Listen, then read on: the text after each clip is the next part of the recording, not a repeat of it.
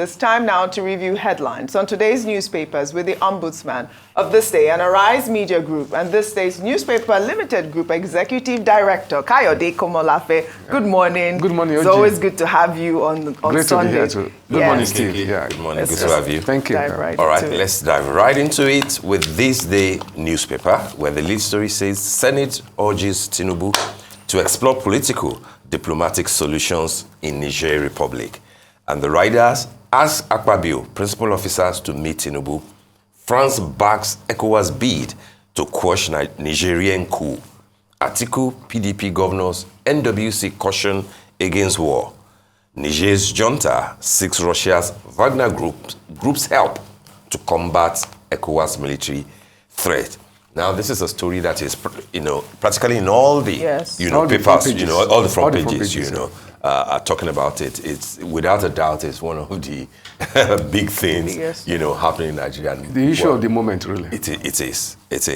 A few other stories on the cover of This Day. Rerun. We've done our calculation well.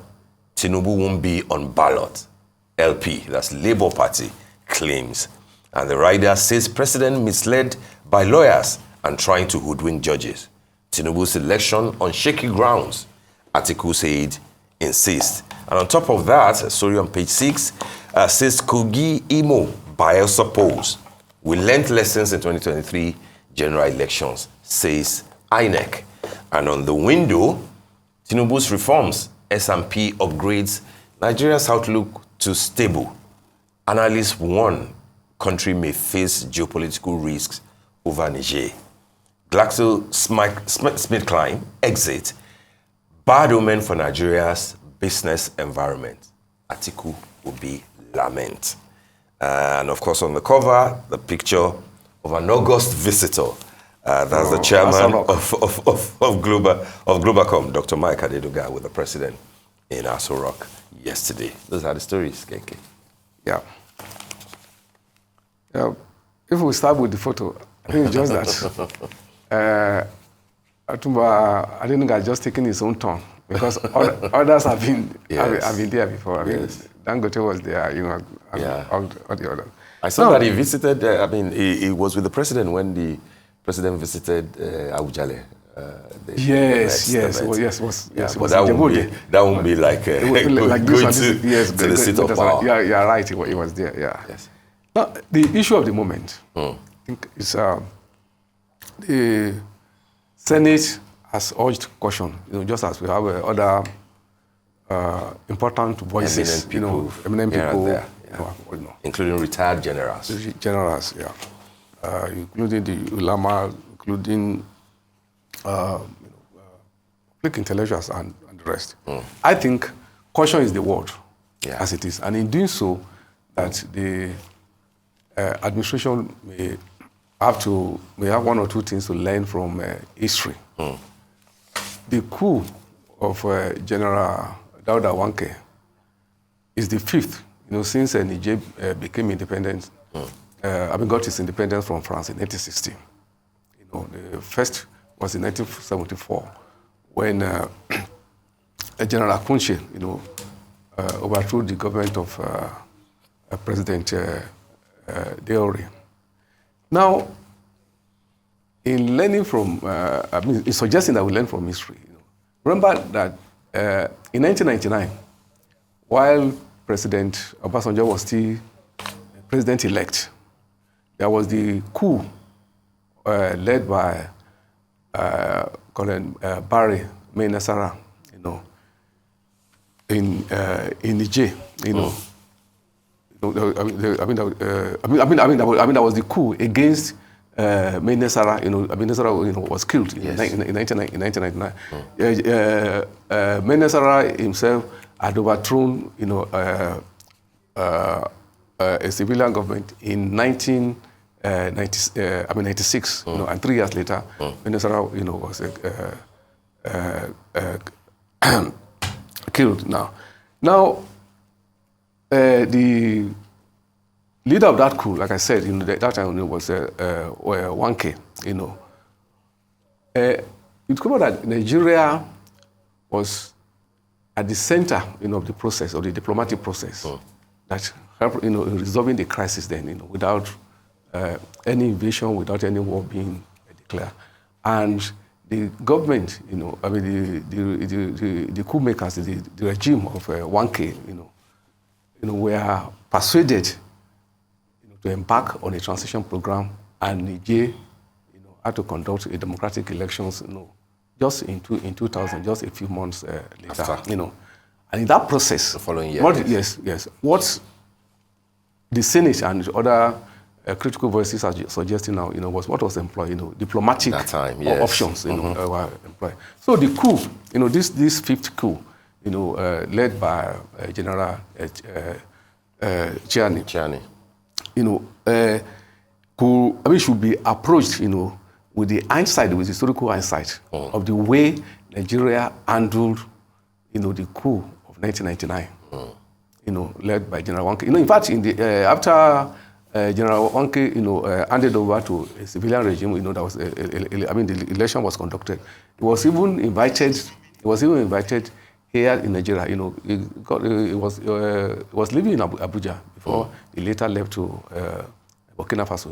His family, brought her, because part of the package was that, was granted amnesty, and brought him here. So I'm saying that, that clout that Nigeria had that time, and also the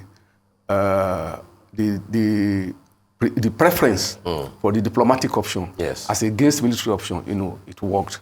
So that is why in this process, the government also should tap from, the immense, diplomatic resources that it has. You have a whole academy of retired diplomats who are also, who also have a memory of the way we intervene.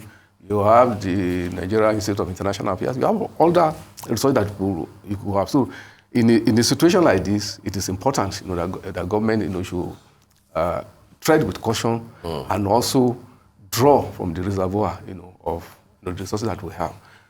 Lastly, it's also important, that the one that we are giving, that it's good that we are talking of the security situation in the Sahel. Although primarily the Sahel is made up of Niger, which is now in trouble, Mali, Chad, Mauritania, and Burkina Faso. But we also know that the northern part of geographically, part of the northern part of Nigeria is actually in the Sahel. Just as we have part of Senegal also in the Sahel, and that today when you talk of the insecurity that globally, is acknowledged in the Sahel, the epicenter of that particular insecurity is the boundary where you have the western part of Niger, with Burkina Faso, and Chad, So and in drawing the lessons, that we should not make the kind of mistake, the disaster that the America-led NATO, caused us in this sub-region in 2011, when in the name of so-called exporting democracy, when invaded Libya. Yes, absolutely. You got Gaddafi killed. Absolutely. But the aftermath of it is that the whole region has been in a mess. The armory was left open. Yes. Arms flowed easily. And to Mali, Mali they had its own problem, and even to this in Niger, and even the northern part of Nigeria.